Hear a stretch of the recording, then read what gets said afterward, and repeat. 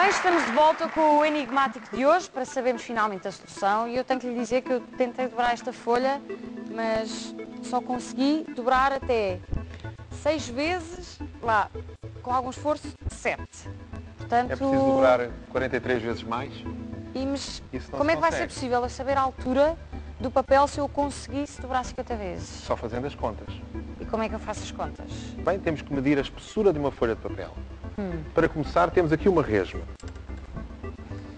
Se medirmos a espessura da resma, vemos que ela tem de altura 6,5 centímetros. Portanto, 500 folhas medem 6,5 centímetros de altura, o que quer dizer que cada folha tem de espessura 0,13 milímetros.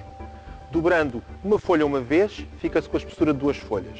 Dobrando outra vez, fica-se com a espessura de 4 folhas. Depois 8, 16, 32. Trata-se, no fundo, de elevar o número 2 ao número de dobragens e multiplicar depois isso pela espessura de uma folha.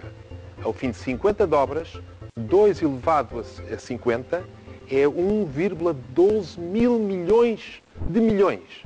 E a altura do papel será 146 milhões de quilómetros. Bem, quem diria 146 milhões de quilómetros? Eu não acredito, isso é astronómico. É astronómico, é exatamente astronómico, é a distância da Terra ao Sol.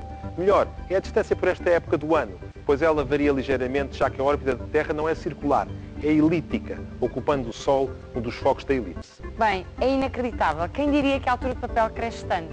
Um crescimento deste tipo diz-se geométrico ou exponencial. É um crescimento surpreendente. Há uma outra história parecida que fala também deste crescimento surpreendente e que te vou contar. A lenda é narrada em várias versões. Segundo uma delas, passa-se em Ambalapura, no sul da Índia, onde vivia um rei poderoso que gostava muito de jogar xadrez.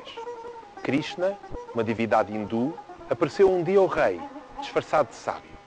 Desafiou-o para um jogo de xadrez, dizendo que quem perdesse tinha de pagar em grãos de arroz da seguinte forma. Na primeira casa do tabuleiro, colocava-se um grão de arroz. Na segunda casa, 2 grãos. Na terceira, 4 grãos. E por aí adiante, até à 64ª casa. O rei achou o prémio modesto. Disse disposto a pagar muito mais, se perdesse. Mas aceitou. É escusado dizer que Krishna ganhou o jogo. E o rei mandou trazer o arroz para pagar ao adversário. Os servos começaram a trazer bagos de arroz. Depois sacos. E rapidamente viram que não conseguiam arranjar arroz suficiente para pagar ao vencedor.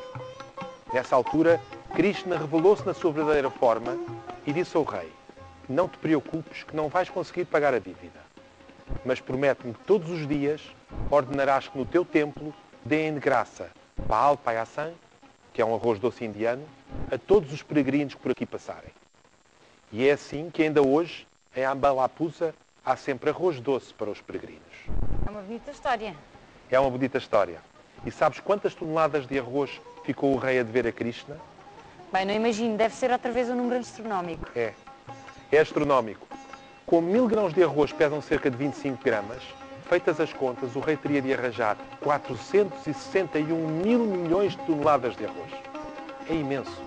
O mundo inteiro produz por ano, atualmente, cerca de 400 milhões de toneladas. O que quer dizer que seriam necessários 1000 anos da produção atual de todo o mundo para pagar a dívida do rei. Inacreditável, o rei devia ter estudado matemática, porque não havia maneira de colocar essa quantidade toda de arroz neste tabuleiro. Que grande enigmático, mais uma vez. Até para a semana com mais surpresas matemáticas.